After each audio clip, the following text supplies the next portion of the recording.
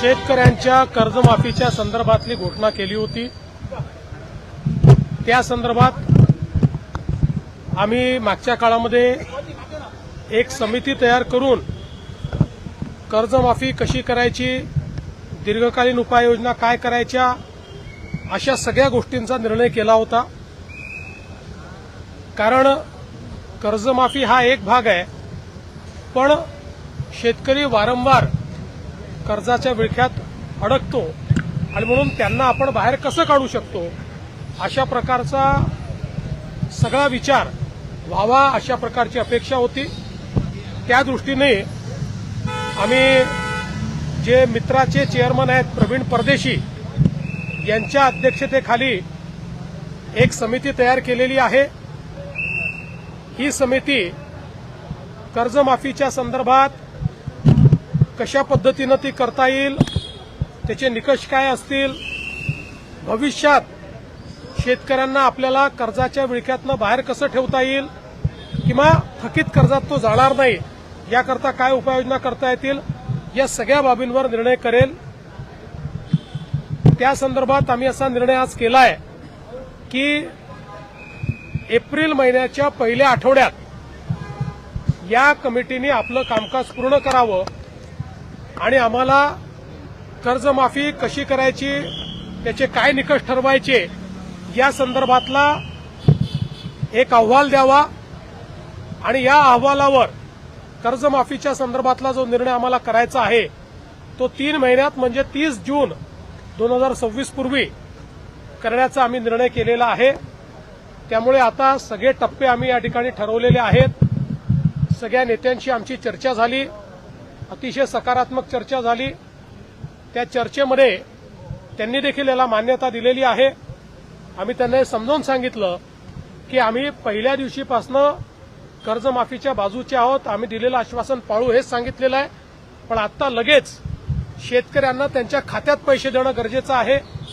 कर्जाची वसुली जून महिन्यात होणार आहे आणि आता जर आपण शेतकऱ्यांच्या खात्यामध्ये पैसे दिले नाहीत तर शेतकरी रबीचा पेरा देखील करू शकत नाही आणि म्हणून पहिल्यांदा तात्काळ शेतकऱ्यांना जे त्यांच्या खात्यात पैसे दिले पाहिजे त्याची सगळी तरतूद आम्ही केलेली आहे आणि ते पैसे आता शेतकऱ्याच्या खात्यामध्ये जाणं सुरू झालेलं आहे। जवळपास आज आम्ही अंदाज घेतला तर जवळपास 8,500 कोटी रुपये रिलीज झाले आहेत।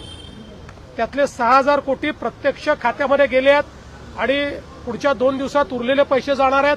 अजून 11,000 कोटी रुपये हे काल आम्ही जे कॅबिनेटला परवा मान्य केले तेही आता येत्या 2 ते 3 दिवसात रिलीज होणार आहेत आणि तेही शेतकऱ्यांच्या खात्यामध्ये जातील आणि अजून 1,500 कोटीची आम्ही प्रोव्हिजन केलेली आहे। त्यामुळे आता शेतकऱ्यांच्या खात्यामध्ये पैसे जाणं हे महत्वाचं आहे, ते आम्ही जाणं सुरू केलेलं आहे आणि माझा अंदाज आहे की पुढच्या 15 ते 20 दिवसात 90% शेतकऱ्यांच्या खात्यात हे पैसे पोचून जातील। 10% कदाचित अनेक वेळा आम्हाला अनुभव आहे, खात्याच्या अडचणी असतात, त्या जाऊन सोडवाव्या लागतात, मल्टिपल खाती असतात, अशा प्रकारच्या गोष्टी असतात। त्यामुळे तेही आम्ही त्यांचेही जे बाकी 10% आहेत त्यांचेही आम्ही त्या ठिकाणी पूर्ण करू आणि फॉर्च्युनेटली याला कुठली आचारसंहिता नसते, त्यामुळे आचारसंहिता लागली तरी ही मदत त्यांच्या खात्यामध्ये जाऊ शकते। त्यामुळे आम्ही त्यांना समजावून सांगितलं की पहिल्यांदा ही मदत देणं हे महत्वाचं आहे, त्यामुळे ती मदत आम्ही देऊ आणि मग ही जी काही कमिटी आम्ही केलेली आहे या कमिटीचा रिपोर्ट घेऊन त्याच्या आधारावर आम्ही ही कर्जमाफी करू आणि त्याला त्यांनीही सकारात्मक अशा प्रकारची भूमिका त्याच्यावर घेतलेली आहे। त्यामुळे आता या संदर्भातले टप्पे आम्ही ठरवलेले आहेत। कृषी उत्पादकांना योग्य हमीभाव मिळावा अशी मागणी कृषी उत्पादकांना योग्य हमीभाव मिळावा। 6 जून वगैरे अशी कुठली तारीख नाही आहे, कृषी तारीख उत्पादक सांगितली 30 आहे, 30 जून पूर्वी करू। कृषी उत्पादकांना योग्य हमीभाव मिळावा अशी देखील मागणी शिष्टमंडळाकडे करण्यात आली। निश्चितपणे आम्ही त्यांना सांगितलं की आम्ही कृषी मालाच्या खरेदीकरता खरेदी केंद्र सुरू केलेले आहेत, त्याचे आकडेही आम्ही सांगितले, तिथे नोंदणी पण आपली सुरू झालेली आहे आणि आम्हीही विनंती केली आणि आम्ही त्यांना सांगितलं की सगळ्या शेतकरी नेत्यांनी विनंती करावी की कोणीही हमीभावाच्या खाली व्यापाऱ्यांना विकू नये। व्यापारी जर हमीभाव देत असेल तर व्यापाऱ्याला द्यावं, व्यापारी हमीभाव देत नसेल तर आपल्या केंद्रांवर आणून त्यांनी ते विकावं, अशा प्रकारची आम्ही सीएम आणि शासनाच्या माध्यमातून त्याची योग्य ती दखल घेतली जाईल। शासन शेतकऱ्यांच्या पाठीशी उभं राहणारं शासन आहे, त्यामुळे आता 1.5 वर्षामध्ये जवळपास 10 ते 12 हजार कोटी रुपये आपण अवकाळी गारपीट अतिवृष्टीच्या नुकसानीमध्ये दिले. आपण NDRFचे निकष पण बदलले आणि 2 हेक्टरचे 3 हेक्टर पण केले. सततच्या पावसाचं नुकसान धरलं जात नव्हतं तेही धरलं आपण. आणि शेतकऱ्यांसाठी आपण पीक विमा योजना 1 रुपयात केली. मोदी साहेबांचे 6,000 रुपये जे शेतकऱ्यांना नमो सन्मान शेतकरी योजना त्या 6,000 आणखी ॲड केले आपण. त्यामुळे जे नुकसान झालेलं आहे अवकाळीमुळे त्याच्या पूर्णपणे शेतकऱ्यांच्या पाठीशी सरकार उभं राहील. मी आणि उपमुख्यमंत्री स्वतः काही ठिकाणी गेलो, शेतीचं झालेलं नुकसान पाहिलं. त्यामुळे शेतकऱ्यांना वाऱ्यावर सोडणार नाही ही भूमिका सरकारची पहिल्यापासून आहे. आजही तीच भूमिका आहे आणि शेतकऱ्यांना मदत सरकार बिलकुल देईल.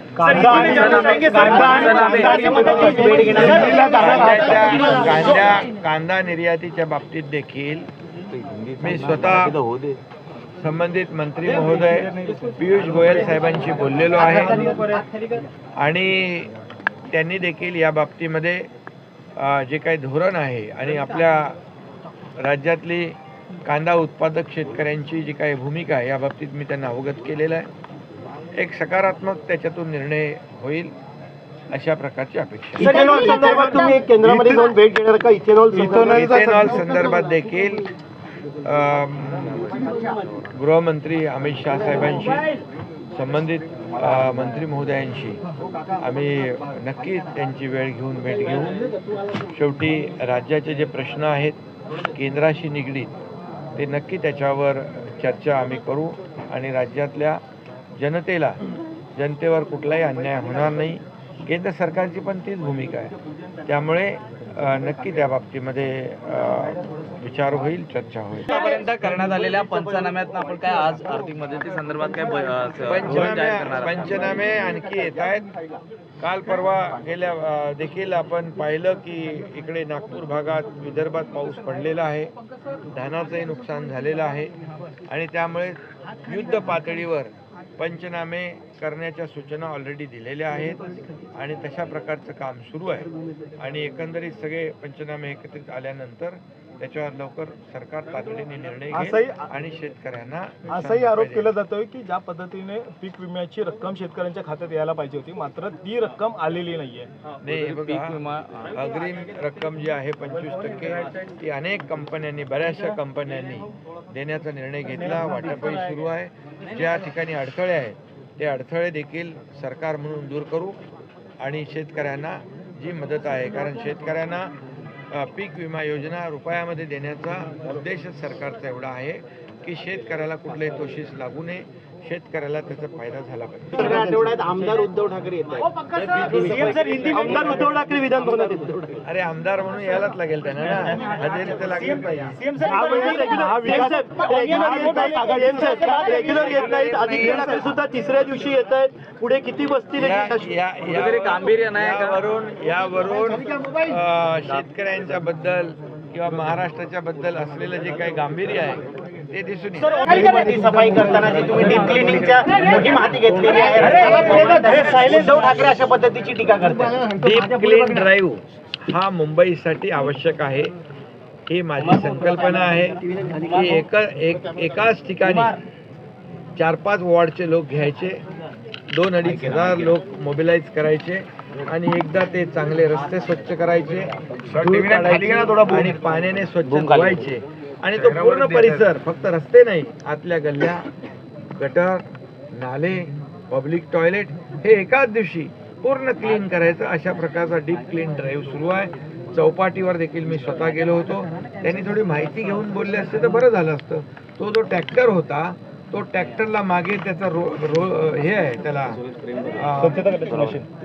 क्लीनर आहे, तो त्याच्यामधून पाठीमागून फिरतो आणि जे रेतीमध्ये असलेले दगड, प्लॅस्टिक हा वेगळं करतो आणि फक्त रेती, वाळू लोकांना तिकडे चालण्यासाठी राहते.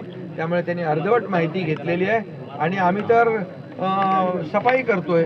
रस्त्यांची सफाई करतोय, बीचची सफाई करतोय. तर त्यांनी तर हातकी सफाई केली आहे, नाल्यामध्ये केली, तिजोरीची सफाई केली. आता रस्ते आम्ही धुतोय, त्यांनी आवडत नाही त्यांना, त्यांनी तिजोरी धुतली, आम्ही रस्ते धुतोय. येणाऱ्या निवडणुकीत जनता त्यांना धुतल्याशिवाय राहणार